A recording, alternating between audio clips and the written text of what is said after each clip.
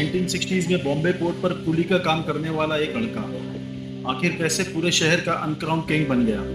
यह है मुंबई अंडरवर्ल्ड का असली सच। 1960 का बॉम्बे, एक ऐसा शहर जहां रात को रोशनी थी और दिन में पैसा।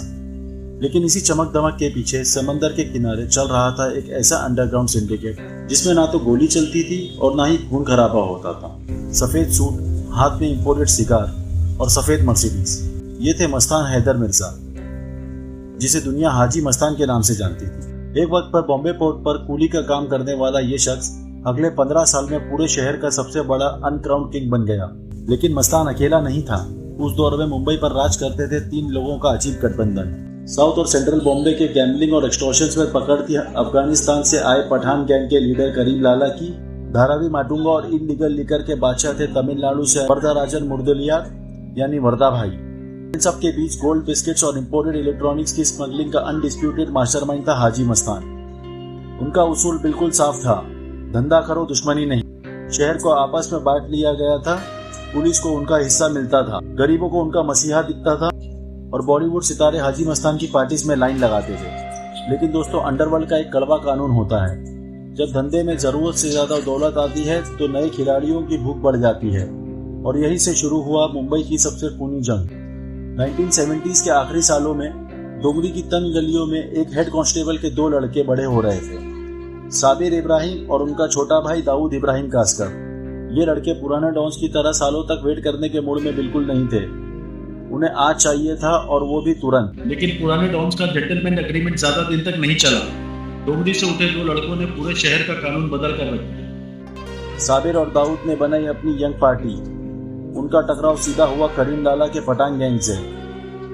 पठान गैंग लंबे चौड़े, ताकतवर और फिजिकल मसल्स पर भरोसा करते थे, लेकिन दाऊद के पास था तेज दिमाग, लोकल नेटवर्क और नए हथियार।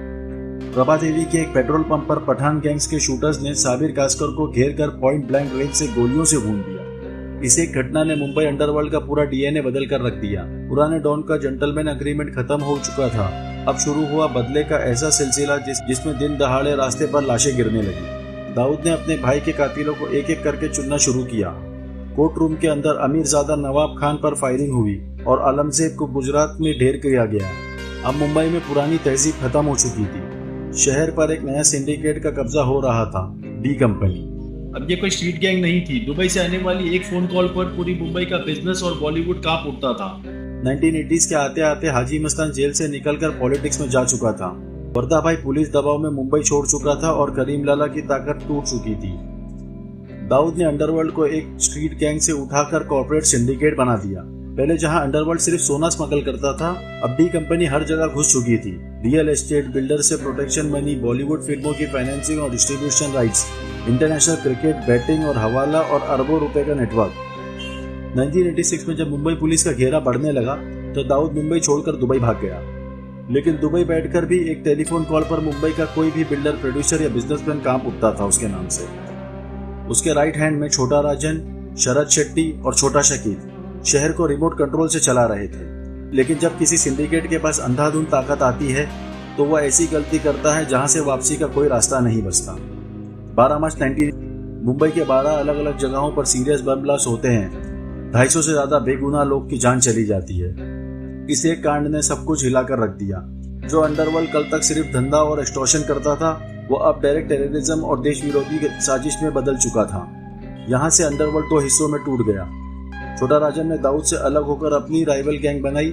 मुंबई की सड़कों पर अब गैंग वॉर नहीं बल्कि एनकाउंटर एरा शुरू हुआ। मुंबई पुलिस के स्पेशल स्क्वाड ने उन गलियों में एक एक शूटर्स के साफ करना शुरू किया जहां कभी गैंगस्टर्स का दबदबा हुआ करता था। डी कंपनी के आका इंटरनेशनल भगोड़े बनकर छुप गए। पुराने डॉन इतिहास के पन्नों में दफन हो गए और मुंबई ने साबित कर दिया कि कोई भी सिंडिकेट शहर और कानून से बड़ा नहीं हो सकता। हाजी मस्तान के उसूलों से शुरू होकर 1993 के खौफनाक अंजाम तक मुंबई अंडरवर्ल्ड के इस दौर का सबसे बड़ा टर्निंग पॉइंट आपको क्या लगता है? कमेंट्स में बताओ और अगले डीप डाइव के लिए चैनल को सब्सक्राइब जरूर करना।